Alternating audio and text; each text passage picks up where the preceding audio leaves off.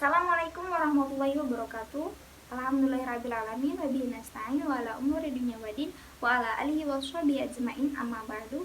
Yang pertama-tama marilah kita panjatkan puja beserta puji syukur kehadirat Ilahi Rabbi yang mana telah memberikan kita beribu-ribu kenikmatan, yakni nikmat iman serta Islam.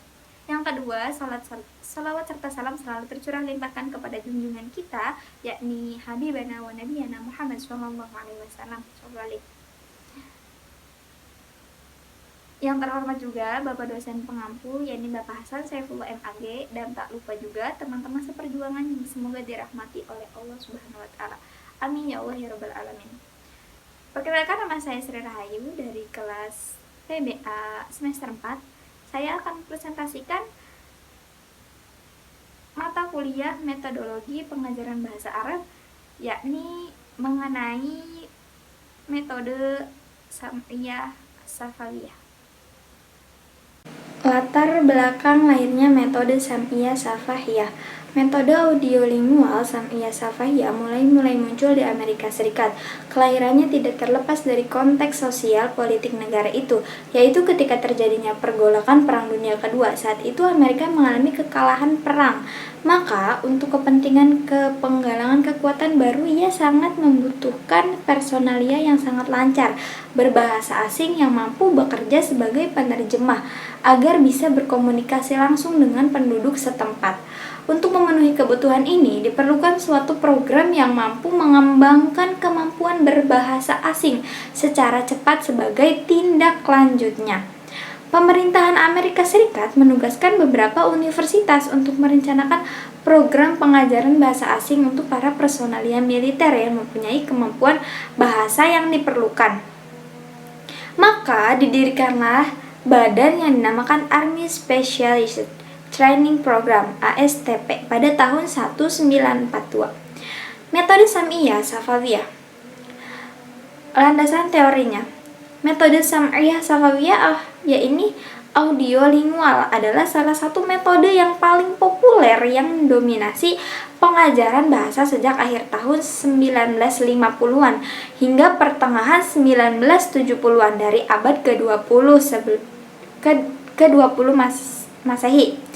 Metode ini merupakan hasil pengadopsian yang dilakukan oleh para ahli bahasa terapan terhadap pendekatan atau aliran oral approach.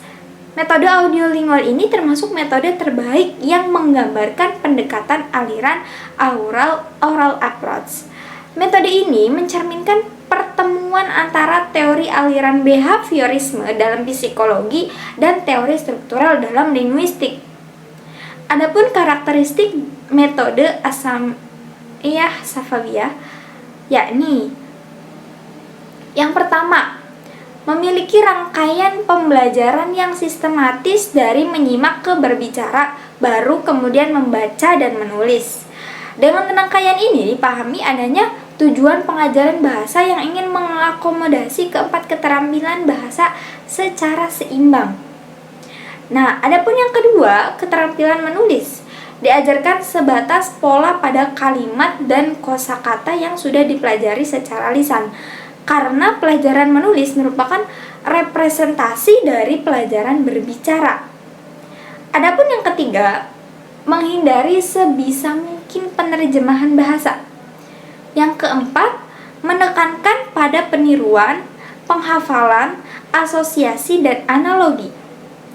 Yang kelima, penguasaan pola kalimat dilakukan dengan latihan pola berurutan, stimulus ke respons ke reinforcement. Tujuan metode ini yakni metode ini bertujuan bahwa metode audiolingual pada dasarnya tidak hanya menekankan latihan dan pembiasaan para pelajar untuk membentuk kecakapan berbahasa, tetapi juga kecermatan pengajaran dalam membimbing mereka sangat diperhatikan. Oleh sebab itu, seorang pengajar harus benar-benar menguasai prinsip-prinsip itu.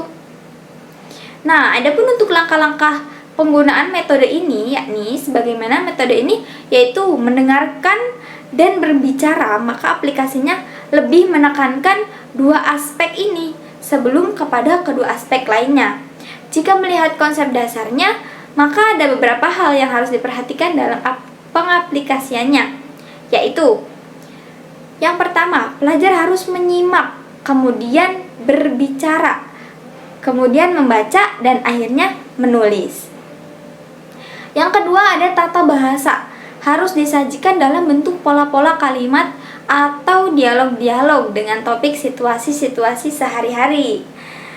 Adapun yang ketiga yakni latihan, drill, al-tadribat, harus mengikuti operant conditioning seperti yang telah dijelaskan.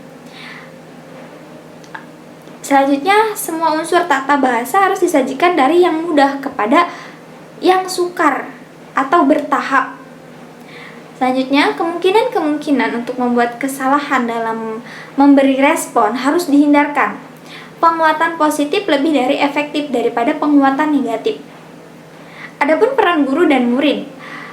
Belajar mengajar adalah suatu sistem yang di dalamnya melibatkan sejumlah komponen yang saling bekerja sama untuk mencapai tujuan bersama. Yakni komponennya dalam peran guru dan murid ialah guru dan media diantaranya. Guru sebagai sumber belajar sekaligus media. Adapun yang kedua, guru dan media sebagai sumber belajar. Yang ketiga, guru menyerahkan sebagian tanggung jawabnya kepada media. Dan media adalah satu-satunya sumber belajar. Adapun peran bahan ajarnya yakni untuk membuat agar si pelajar ini bisa memahami apa yang pengajar ajarkan. Sekian dari saya, kurang lebihnya mohon maaf. Wabillahi taufiq wal hidayah. Wassalamualaikum warahmatullahi wabarakatuh.